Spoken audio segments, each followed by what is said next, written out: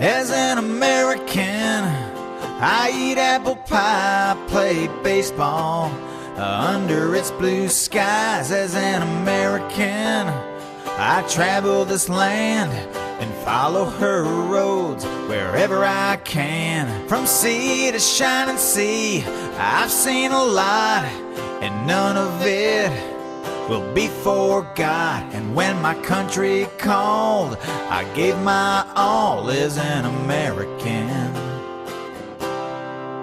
I was born into freedom in a wonderful land of mountains and plains, rivers and lakes. Forever American is what I am. A past as rich as any can be. My father's worked hard to give this to me. I love this place I come from. To live another way I cannot foresee. As an American, I eat apple pie, play baseball under its blue skies. As an American, I travel this land and follow her roads wherever I can. From sea to shining sea, I've seen a lot, and none of it will be forgot. And when my country called, I gave my all as an American.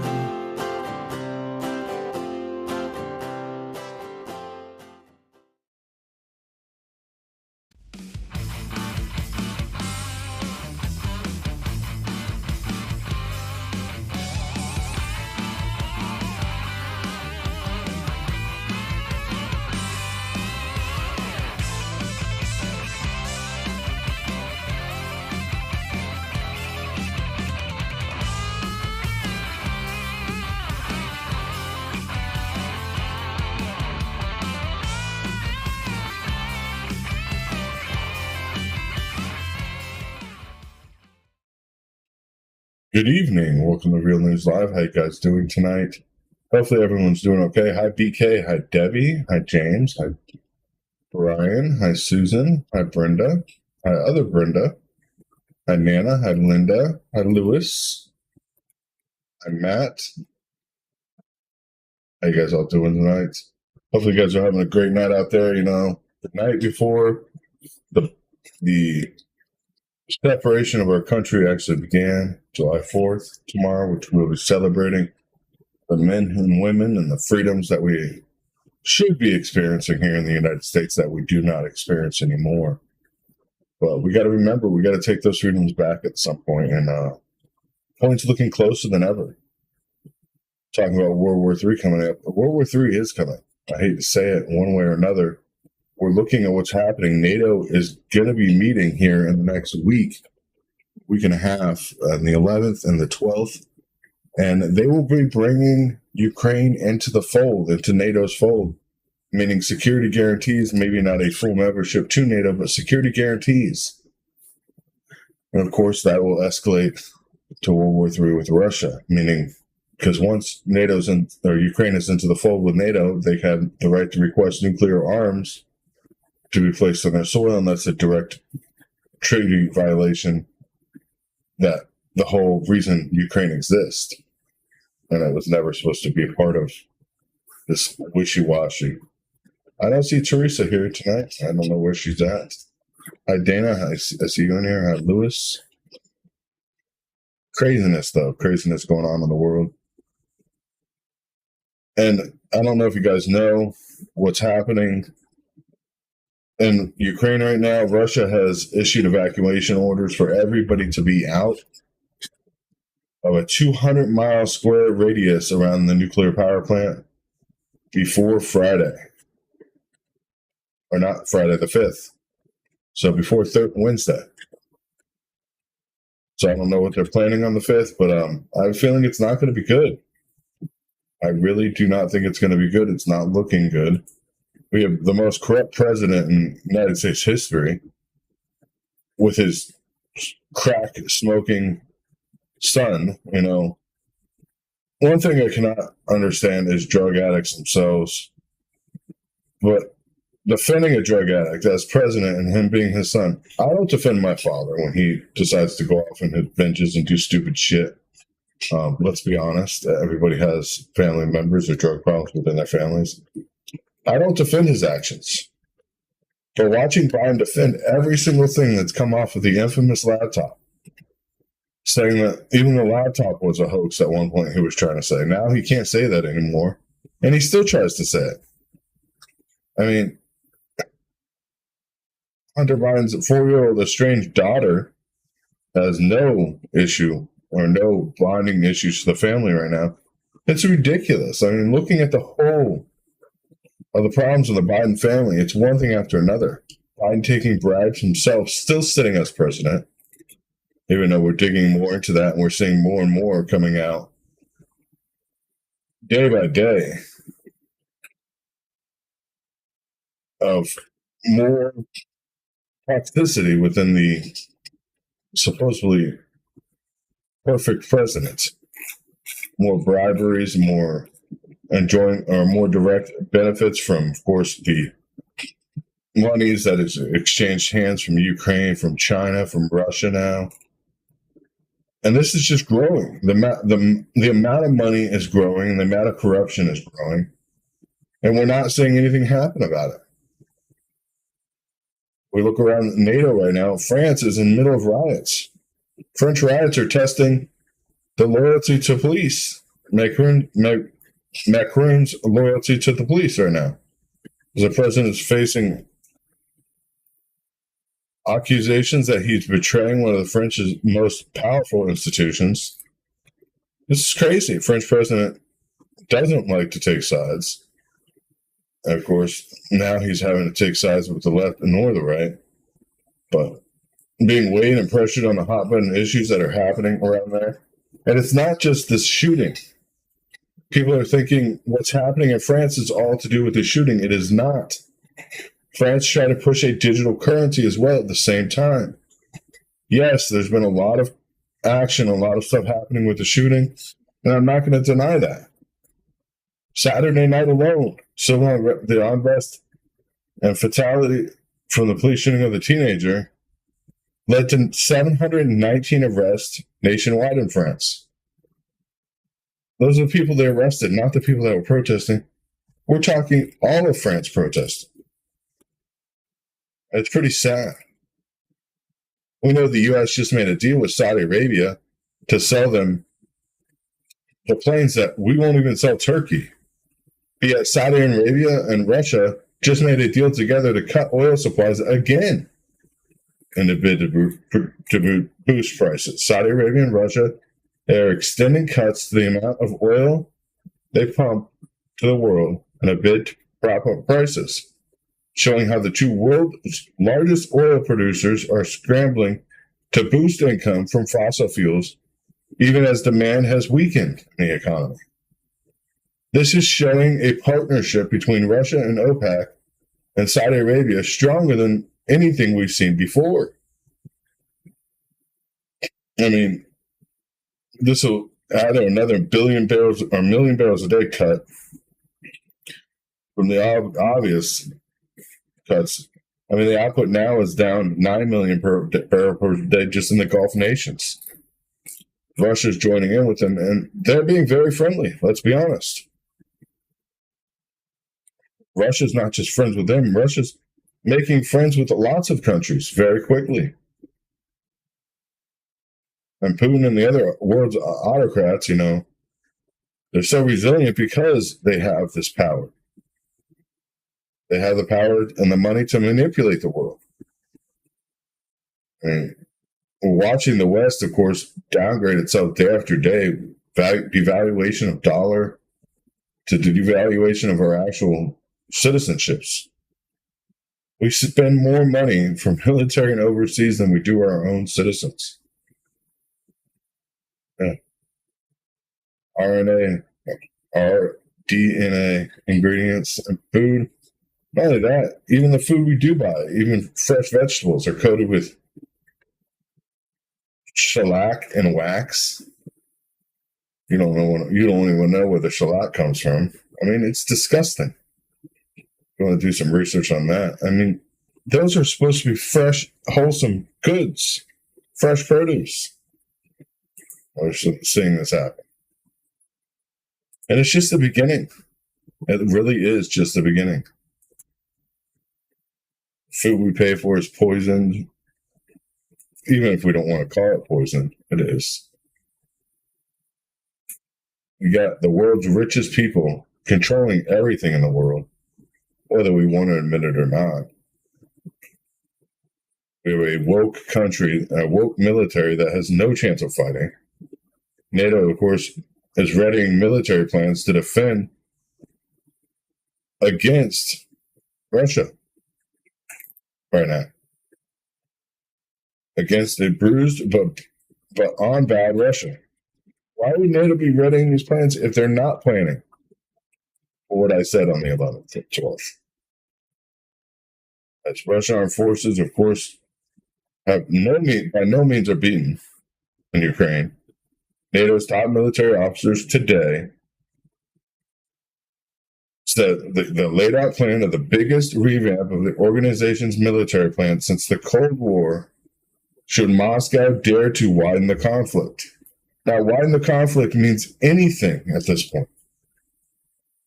Maybe even if we give security guarantees to Ukraine, if Russia decides to take more territory, that could widen the conflict and trigger NATO response. This is how quick of a response we're talking about. And we're talking, NATO has up to 300,000 troops ready to move on the eastern flank within 30 days. You're saying Russia would not use nuclear arms if he's seen a major force coming at him? This is the problem. As the problem grows, of course, NATO doesn't care about the civilians. We've already seen NATO's plan, 2020 or 2030 agenda, 2050 agenda, whatever you want to call it now. It was Agenda 21. I mean, this same agenda calls for a mass loss of population in the world. According to their agenda, it has to happen. And this would be nothing more than a way to make it happen and make it somebody else's fault. I hate saying that. I hate even thinking about that at this point. But we're seeing it. We are seeing it happen. World War III is on the steps, and we know it is. 31 member countries took part in, of course, the Fourth Generation Conference last week in an effort to understand how many troops and how much equipment the alliance might have at its disposal to respond to any Russian attack, both in the short and long term. All this happening before this NATO summit happening on the 11th and the 12th. And that summit is a big problem because we're talking about moving Ukraine into NATO, which should never happen. But of course, the West needs war in order to profit. I mean, we've been sending so much money to Ukraine, hoping they could hold off long enough till we got a vote with them in. And this is the chance. This is the chance that they're going to be using to get NATO into this. I mean, watching what's going to happen, though, I mean, if we go to World War III, the U.S. and Russia, millions would be killed. And the planet would plunge into a horrible nuclear winter. Grim simulations predict how the cities around the globe would be wiped out following the initial nuclear airstrikes. I mean, just between the U.S. and Russia caused massive damages. Firestorms and deadly infernos would spread through cities. I mean, within a 4-minute animation on YouTube, if you want to go look, by a Future of Life Institute, based on a detailed model of the nuclear targets and missile trajectories and potential effects of the deadly blast, shows exactly what happened. But amid the heightened and highlighted devastating consequences that could be inflicted upon the globe if Russia or the U.S. were to head in World War III, which we know is coming. Wake up, people. Get prepared. When the model predicts it wouldn't matter which country started the war. When one side launches missiles, the other side would detect them almost instantaneously and fire back before impact. Of course, the clip goes on that ballistic missiles and nuclear submarines in the west of Norway would strike Russia after around 10 minutes, which Russian missiles north of Canada targeting the U.S. would arrive just minutes later. First strike of high altitude EMPs would knock out the power grids in the United States and fry the power grids at tens of thousands of volts. So it wouldn't be a quick recovery even for the cities that were left. There would no longer be a power grid. Nuclear power plants would eventually melt down. Future life, as we know it, would go on. Of course, go on very different from what it is. It's terrifying infernos engulf major cities.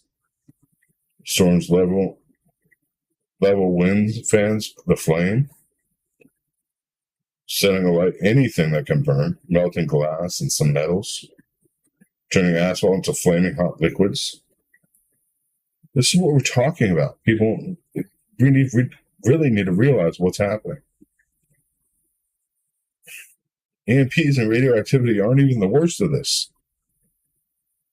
We're talking biolabs here in the U.S. that we know contain very dangerous viruses that we've engineered. Those, of course, would get out in the environment, in the public, quickly. When without power, those facilities, of course, doors unlock and everything else. Somebody would wander in there to find medication or find some way to treat somebody, carry a virus out with them. Rain, of course, would just wash the radioactive smoke down to the rivers, pollute drinking water.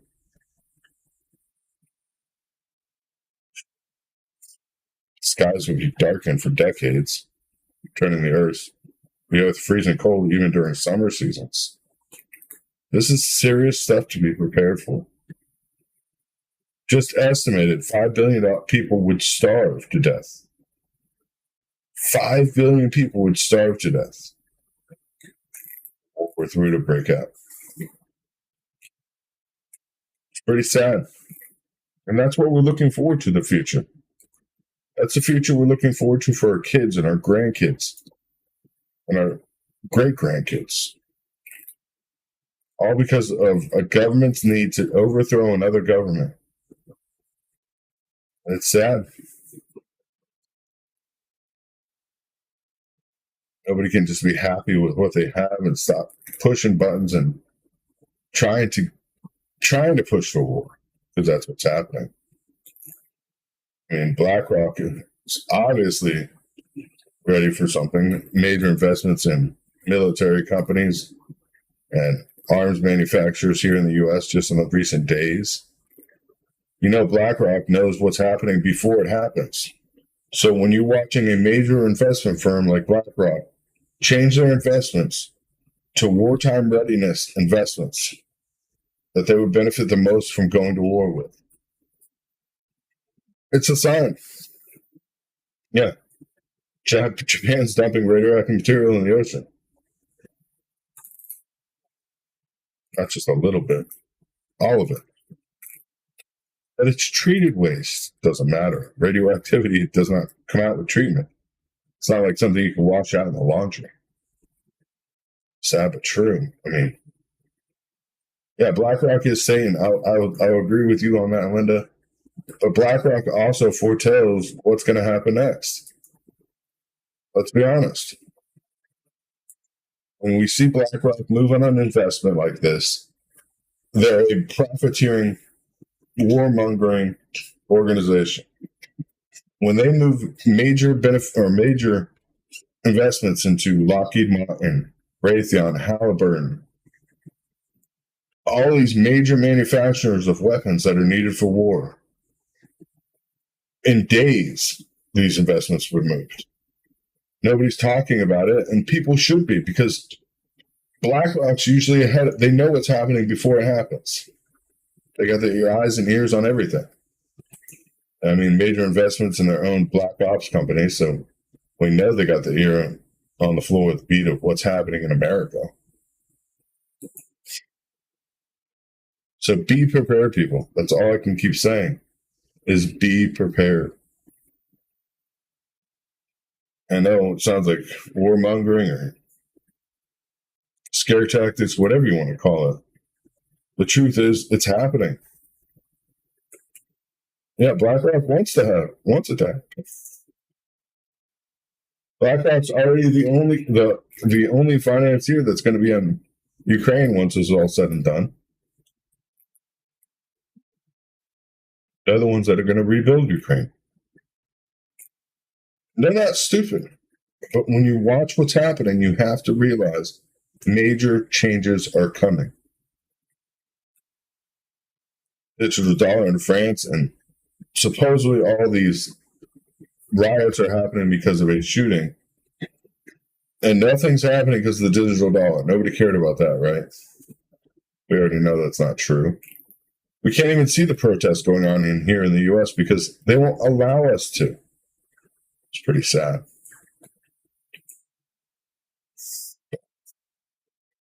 Be prepared, people. Be prepared. Be prepared. If you can afford to donate to us, please do. We're desperately in need of donations to keep the channel going. Right now, we only received one last month, and that was from Brian Boone or BK Boone. Thank you for that donation. We definitely appreciate it. That's all we received last month, and it's going to be another hard month. And I know people are hard up for money and everything else, but what's coming, we got to keep going. We got to keep ready, and we got to keep moving forward. God bless you all. God bless America, and thank you guys for being with us tonight. I know it's kind of a quick night, but tomorrow's July 4th. I will not be on. I will be on Wednesday, of course, giving you guys updates of what's happening. And as we get closer to this July 11th and 12th, of course, the 5th is something concerning to me. I'm not sure how concerned you guys are, but with what's been said so far, we know that Russia is evacuating those areas. And everybody has to be out by the 5th. So we'll see what's going to happen. I think it's Ukraine is actually planning an attack and Russia just trying to forward or sidestep the attack on the nuclear power plant. Just like Ukraine still blamed the bridge on Ukraine. We know the ammonium nitrate disappeared from the United States stockpile. It got stolen off of a train. Nobody tried to recover it at all. No recovery attempts. Nobody's looking for the material. So that tells you a little about where it is. And then the bridge miraculously explodes. And if you look at the video of the explosion, I'm not the most expert opinion of what's happening or with ammonium nitrate and explosions, but I'm pretty sure that looked like a demolition explosion, and that would be ammonium nitrate. So that dam was blown with demolition-grade explosives that were on a train here in the United States, disappeared. Ukrainian flight flew in the middle of the night and then flew out. Nobody looked for these explosives, and then the dam blew. Can't say for sure without a fact or without a shadow of a doubt, but Ukraine stood the most to gain from this dam blowing. The power that the dam was generating was going directly to Crimea. So just a little bit of information for you guys there. But we will see you guys, of course, Wednesday night. Till then, be safe, stay strong, and be prepared for anything right now, literally at any given point. Have a happy 4th of July. Stay safe. God bless you all. Good night.